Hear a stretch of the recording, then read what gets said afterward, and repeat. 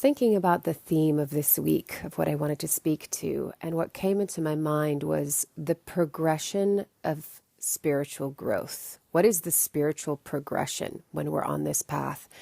And I thought, well, that's kind of a funny title, because also there's a lot of connotation with what is spirituality. But how I would describe it is the path of getting to know who you truly are beyond just your body and your thoughts and even your emotions. And it's really the path of returning home to who you truly are and embodying the freedom and the peace and the joy and the love that I think most human beings are seeking. So I wanted to look at what is the progression of that path. And if the word spirituality doesn't ring true for you, then you can insert your own word there. But if you're interested in growth, even if it's self-improvement or personal development, which I have a bit of an issue with those terms, but whatever, it's semantics. Your evolution, what is the progression of that? So that's what we're going to dive into today.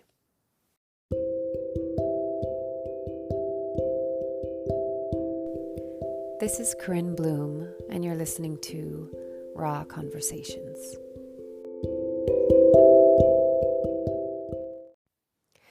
I was listening to another Joe Dispenza talk this weekend. Sometimes I go in phases where I quite enjoy listening to him, and he's not everyone's cup of tea, but I think he had some really interesting things to share. And he was talking about what I would call a progression. He wasn't using that terminology, but looking at kind of what is the path of growth. He was using it in many different areas. So he talks a lot about the mind and the body and coming out of the body and really reframing, reprogramming the mind, because our mind really is programmed, and all the beliefs and patterns are kind of the software system that are running our being. And so he works a lot with primarily people that have illnesses, but it's quite interesting. His personal story is really fascinating, really amazing, and the work that he's done in the world is quite profound, I have to say. So he talks about this evolution within ourselves, and I like how he says we begin, it's from thinking to feeling to knowing. So we're very oriented in the mind, and especially the frontal lobe, the logical, the left, the linear, left brain. I'm not meaning political. So we live very much in that place, or you could say in the survival part of our brain, because of the way our culture is. But we're very, very thinking based, and most of the time the tail is wagging the dog, and so we are at the mercy of our thoughts. We're at the mercy of our beliefs and our patterning and our habits, really. That's what it is. And the way that I've experienced and guided people to move through their evolution is that, we have to drop into the body and into feeling. That's the next stage, is really dropping into the heart center and into the gut center, which are other brains, right? We don't just have the mental brain. We also have the heart brain and the gut brain. So dropping into feeling and connecting to your body and the wisdom of your body and the language of your body. But then also not allowing your emotions to run you, right? Your thoughts can run you, but your emotions can run you as well. So it's really coming into a state of, this is why I always say the alphabet starts with A, which is awareness. It's all about cultivating awareness. And he speaks to the definition of meditation is just making aware, making familiar, becoming familiar with our experience. We have all of these ideas of what meditation should be, and I think maybe even just the old classical way, and especially in Western society, which is very complicated. I remember the Dalai Lama saying, "Oh, it's much harder to be a Westerner and have a spiritual path because you've got relationship and kids and taxes and jobs and commuting and all sorts of stuff. So much distraction, so much stress." So it's much harder in a way, than just going into a cave and sitting on your own. I mean, that of course is going to be confronting, but you're not going to have as many distractions. It's just going to be your own mind, which is distraction enough. Fair enough. But yeah, so this oh, I lost my train of thought. But coming, getting out of this, the tail is wagging the dog, and coming into a sense of, that's what I was going to say, becoming familiar with what is happening within you. So doesn't necessarily need to be the classic form of meditation where you're just focusing on the breath. That's very oversimplifying it anyway. And there's a lot of misinterpretation of what meditation is, but I think it is really about learning how to come into a state of being. We're in a society that is very doing based and very either future, like trying to catch the carrot, chase the carrot and catch the carrot the whole time, or being nostalgic, or being upset about our past and where it's led us to. So meditation is very much an art of being. How do you just be? How do you feel into? How do you notice? How do you become present with yourself? We're cultivating self-awareness, and awareness is just a state of presence of consciousness. So once we've gone through kind of knowing that we're not our thoughts, dropping into the body and feeling the sensations, feeling our feelings and emotions, then when we start to really get to know who we are in that state of presence and self-awareness, there is this innate knowing that comes in.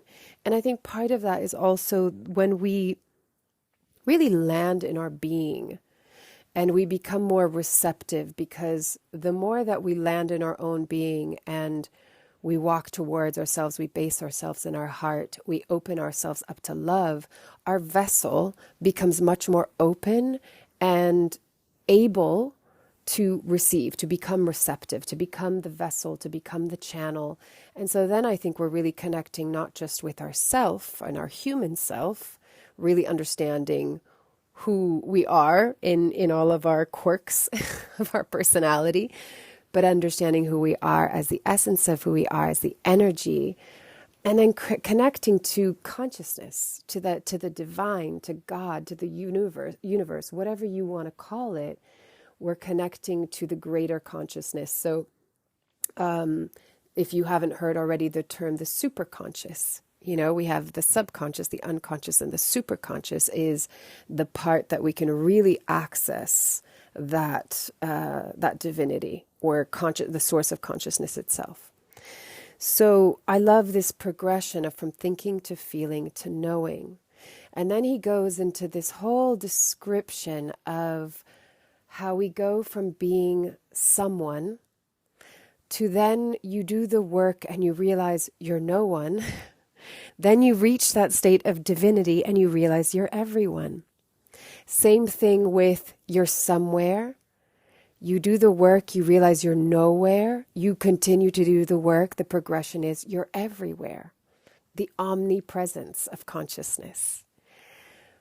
And he uses it for all sorts of different progressions like that. Even with time, we're in time, we go into no time, and we go into all time, infinite, endless time. So it's fascinating to me. And the progression is really important because I think that we often want to jump from A to Z, and we don't want to do the in-between. We're in such a pill-popping, instant coffee culture. It's like, I just want to press the button and it's done. And so a lot of people, when I'm working with them, they're like, how long is this going to take? They want to do 2, 3, 4 sessions and be like, will I be done by then? And I'm like, I've been doing this for 20 years. I think it's an endless, infinite journey, but it's not about the destination, right? It's that saying, it's not the destination, it's the journey. And there shouldn't be a goal of where you need to end up. It's all an experience and a process and a journey within it. And we're unfurling and unfolding in that process. There's nowhere to get to. If anything, it's just getting closer to within yourself. And I love what many mystics have said is, I can't remember exactly the saying, but it's something around, where would God hide the most precious thing inside of you? Because that presence knows that humans will look everywhere outside of themselves first. And so the journey is everyone's looking outside when actually it's always been here. And we just have to turn towards ourselves and look into our heart and embrace all of ourselves. And there it is. It was never not there. So on a side note, actually, I want to talk about wholeness because I had a conversation with someone about it this weekend. And he was talking about how he had all of these beliefs that he needed to be whole before he could meet his partner. And then he kind of scrapped that and thought, oh no, I don't need to be whole. I can just be part. And then I meet my other part. I meet my other half. And I kind of, said, well, what if it's neither of those? What if it's actually, we are always whole? We have never not been whole. It's just that we feel less whole when we fragment ourselves because we segregate and compartmentalize aspects of ourselves. And we say, I don't like this. I want to get rid of this. I want to ignore and neglect this. I'm pushing it down because there is no way. It's just down, stays inside of you. And all of that is the kind of separating ourselves from ourselves, which makes us feel less whole. And then there's this idea of, oh, well, I need to be perfect in order to be in a partnership. And the part of the feeling less whole and less perfect and the fragmentation and all of that is primarily comes down to our patterns. Our patterns, our habits and belief systems, they can sabotage us. They can get in our way. They can keep us in a loop of attracting a similar dynamic because we haven't woken up to it. We haven't gotten conscious about it. And so therefore we haven't consciously been able to make the changes in it so that we change the pattern, the habit, and the belief systems at the core of that. So it's not about that you're not whole or that you're a part and you need your other part. You are already whole. But you might have unconscious habits and patterns that are keeping you from the expression of that wholeness or the reflection of that wholeness, if it's in a relationship or if it's in your career, your job, your purpose, your family, your friend, whatever it is. Often it's more a reflection or what we're seeing. I find I like that term more than what are we attracting. It's like, no, what are we seeing? Because our mind most especially relates to what are we familiar with? What do you already know? Even if what you know isn't good for you, what do you know? It's going to seek that. So you have to change then what you know. You don't want to go for a habit and a pattern that doesn't serve you, that's based on a trauma and a wound. You want it to come from a place of I love myself, which is not I'm perfect. If you're perfect, it's because you embrace all your beautiful imperfection. It's a complete oxymoron, right? You are perfect in all your imperfection, in all of your wabi-sabi. I love that term. It's like wabi-sabi is the part of something that's always a little bit off, what is perfection? I think we have a judgment around it. So, so when, especially with partnership and this idea of wholeness, you will feel whole if you accept and include all parts of yourself. It's just a feeling because it's already there. The wholeness is already there, but it's just a feeling. And we put so many, what's the word? It's like we have so many different rules for, I need to be like this, or I should be like that, or when I get rid of this, or when I attain that, then I can have, then I can be happy, then I can be in relationship, then I can be successful. Rather than, can I be good enough just right here, right now, as I am? And just be with it and include it all. And I think this to me is part of that progression. Get out of the thoughts that hold the judgments. And eventually even move beyond the feelings that might be defining you in too strong of a way. It's like the, Oh, I want to be careful using this analogy because I know in meditation they use it a lot, where you are, the essence of who you are is the sky, right? And your thoughts and feelings are the weather that move past the sky, through the sky, right? The clouds come in, the wind comes in, the sun, the rain. It's all constantly moving, but the sky is forever there. And there's truth to that, right? And so I don't like the just observe it and be detached and passive to it, because I actually think there's something to learn from the experience that is moving through you, but it's about not becoming identified with it. Take it as, what am I learning? What is this showing me? What is this revealing? What is it inviting me to look at? What is the understanding and wisdom in this? It's almost like sometimes it's breadcrumbs along the path, and it's showing us how to go for more inwards, further into ourselves, back home. It's the breadcrumbs not to the outer place, but to the inner home. So then through all of that, we come into, I think the place of knowing comes from, do I feel comfortable being within myself? Do I feel... Can I feel that wholeness not as a state of perfection, but of a state of, I include all parts. I am whole. I am good enough. I am lovable, significant. I am. I am who I am, and that's enough. That's beautiful and brilliant just like that. And so I think this ties into when we come into that place. And if you've ever done, going back to meditation, if you've ever done like a week-long Vipassana retreat, it's really remarkable where you come to at the end of that journey. And it can be really hard. You know, you go from really focusing on the someone to really freaking out about the no one to the beauty of, I'm everyone and everything in all places, in all times. And it's exquisite. It is the most love-filled, expansive, soft, gentle, yet powerful, bright light, just exquisitely divine place. And that is who we all are innately, every single one of us. And we can all access that. We just have to get quiet. We have to get quiet, and we have to be willing to stay with ourselves and be present with ourselves no matter what. We have to move through the discomfort. So that place of what I would call the knowing, the gnosis of who we truly are, that is, I would say, the spiritual evolution. And the irony of that, and I know I've spoken to this before, is we come to this realm with amnesia. Right? We come in as babies that are still very, very much connected. You can just see it, you know. I know I've said this joke before, that you don't look at a baby and you go, oh, that one's an asshole. You know, you see love, you see their light, you see their beauty, you see their soul.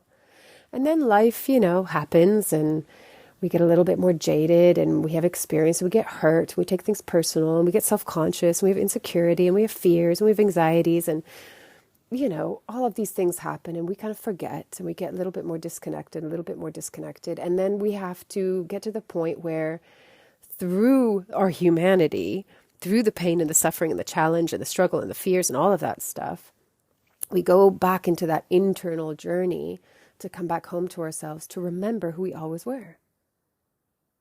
And it's so ironic, and we call that spiritual evolution, you know, or like enlightenment. It's like, I know who I am, which it goes beyond the I am, right? It goes to the I am of consciousness. So I don't know, what is this progression of spirituality? I just will always simplify it to just come back home to who you are and who you've always truly been. I don't think I'm oversimplifying it. I think it just is that simple. The complexity is in the journey, but that I think is what makes growth interesting for us. You know, again, I feel like it's worth mentioning it again, that when I took my plant medicine journey, I really understood that why consciousness created humans is because it's very interesting. It's very complex. Now, as humans here on Earth, there are many times where I'm like, this sucks. I don't like it. I want to go home. This is too much. You try it next time, Speaking to my guide, speaking to whoever you want to call it, universe, God. There's times I get downright pissed off. I'm like, this is not fun. I'm not having a good time. I don't want to be here anymore. And yet I really understood that like consciousness, just as consciousness, after a while, gets a little boring. And then I was like, at a right angle at one point. And then I was a part of a peacock feather. And then I was a butterfly, which was slightly more interesting. It's like, ooh, I'm a butterfly. And then after a little while, I was like, okay, that gets a little boring. And then you become something that's a little bit more complex and a little bit more complex. And then the human is like, whoa, that's complex. So it's interesting. It's interesting to consciousness. And I think sometimes, the other day, last week, when I was really in a state of just struggling, and a friend of mine was saying, just zoom out and just laugh at how odd this human experience is. And I think we need to remember that sometimes. We get so fixated on what's going on right now, right here, or all of the things that we have to do and get done, and our worries and our wants, and will we get there? Will we not get there? Have we succeeded? Have we failed? We get into this whole competition of life. And I think it's really important to remember to just zoom out a little bit and go, this is a crazy, wild experience. This is an interesting film. And it's not to become numb and detached, but I think it's always, I think it's a useful practice to zoom in and out, to look at the micro and the macro. And it's that breath of life where it's the expansion and the expansion and contraction of the breath of life, so to speak. So, your evolution, the progression of your evolution is not to reach some spiritual height where you go, now I'm enlightened. Now I'm uber positive and I'm zen and I can just, Om Mani Padme Hum through life and nothing is going to get me, right? I'm going to be holier than holy. I think it's really about actually moving into your humanity. So coming down from the mind into the body, into the feeling, recognizing that your humanity is the vehicle.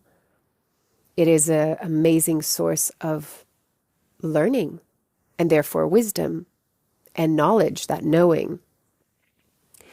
And that as you really soften into your humanity and you embrace your humanity, your divinity, the spirituality, whatever you want to call it, your soul, your higher self, consciousness, will just be there.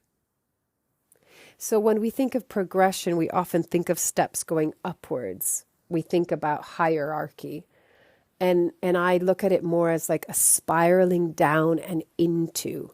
If the most precious thing that God could put in us is inside of us, then it's not going to be, I have to seek outside and I have to climb the steps. I have to climb the mountain. I have to get to the top. It's, I have to soften and spiral into myself, into the core of my being, which is where my true self resides. So that's why the only way out is through, because you have to go through the density of your scars, your wounds, your pains, your sufferings, your fears, and into the core, which is actually going to be love, because the process when you're working with the inner child is that's what you do return to. You start on the furthest most outward feeling, which might be fear and anxiety, anger.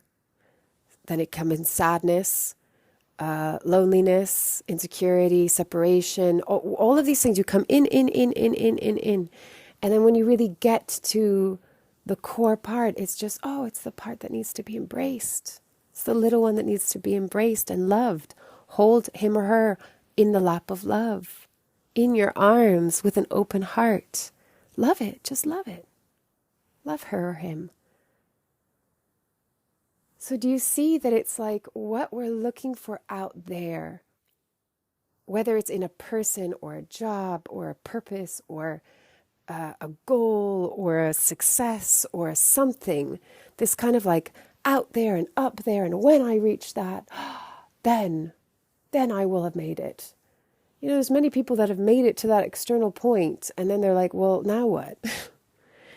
Because you can do all of that. That's all beautiful. That's all part of this human journey. There's nothing wrong with it. You know, go get the beautiful house and the good job and whatever it is. There's no judgment. Go for that. But if you've left yourself behind in the process, anything and everything is going to feel empty. So the true spiritual progression is an internal journey. And it's one that's going to just bring you back home to who you truly are and who you've always been. So don't look at it as this like, oh, it's really hard work and I have to get there. I'm so far behind and I feel so low down to the ground and I feel so small. And, you know, because we use this terminology, right, of when we put someone on a pedestal.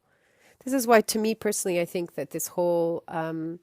the time of the teacher and the guru and the whatever is this thing that is literally on the podium, the pedestal that is on the stage, is just no longer. We're out of that paradigm. It's about we grow in a circle. We grow by sharing our humanity, which is why when I write or when I speak here, I want to bring in my humanity. I want to bring in my vulnerability. I want to be honest with my human experience and tell you the times where I'm like, yes, sometimes it's fucking hard. Sometimes it's painful. I mean, the last 2 weeks of, you know, coming back to where I'd been living, it was like damn hard. Really, really hard. And I have no problem saying that. I have no problem saying, yeah, it felt dark and deep and heavy and despairing and all of these things, because I know and always knew even through that, because I've done it enough times now, that I'll get through. I'll get through, and then there'll be that lightness of being again. And guess what? I'll go through another phase where you'll move through the mud again. And that's okay, because I know I'll get through that as well. And every time there's more of a softening, there's more of an accepting, there's more of an allowing, there's less judgment, there's more being with myself, there's greater presence, there's more love. Even if it's hard, there is words drive me crazy because they're so limiting, because there's a progression in that, right? I'm sitting here seeing the spiral going up, you know, and here I was just saying it's not about steps upwards, but it is like the spiraling down in to come home to yourself. And then from that place, there's a spiraling up, you know, and I think about like the Kundalini energy, the rising from the perineum to the pineal gland. That is a spiraling up. But I think that can only happen if you have to go down into the root first, right? That's an interesting metaphor, from the perineum to the pineal gland. You have to go down into the root chakra to reach the crown chakra. We have to go down and in to then make that. It's not even a climb. It's a spiraling and unfurling. And, you know, I think about the fern is so beautiful, right? It starts really in like a little bud, and it's curved in on itself. And then, as if you've ever watched it, I've had ferns, they start to unfold, and it's kind of, they're lifting up and up and up. And as they're lifting up, they're unfurling, and then it opens and it waterfalls over, fountains over, and then opens and drops out again. And it's hugely expansive when it opens up. And I think that, you know, that's the spiritual progression.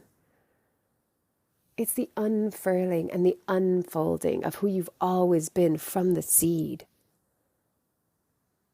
But that process of unfurling sometimes takes effort. Sometimes it's hard. Sometimes it's painful. Sometimes it's uncomfortable. Sometimes it feels dark and you don't know where the hell you're going. It's okay. It's all part of it. And there's nowhere you need to get to. You just need to allow yourself to blossom, unfurl, open up, be who you've always been. I hope that makes sense. I could go on the topic because I think it's infinite, but I'm going to leave it at that for today. And the invitation before I let you go, what do I want to say? Always begin with where you are, no matter where you are in this present moment. Even if this is a hard moment and you feel, I don't feel spiritual right now, because I feel in the pits, or I feel down, or I feel depressed, or I feel dull and bored, or I feel angry, or feel whatever, begin there. And if you feel joyful and uplifted and inspired, begin there. There's no right or wrong. There's no one way of doing this, right? I think that the starting point is literally begin with where you are and don't be too far ahead of yourself. Have the intention, have the vision. That's beautiful. That's great. But don't be upset with where you are because you're not there yet. Be here. You can only get there by being here. So begin with where you are and go in. Go into yourself. The invitation is to get into this spiraling down into you. Move through the things that you're wanting to avoid and distract yourself from. Face them. Be with them. Listen to them. Stay with them. Love them. So as always, the invitation basically is just turn towards yourself and embrace yourself. All right, as always, take it or leave it as feels right for you, and loving you from afar.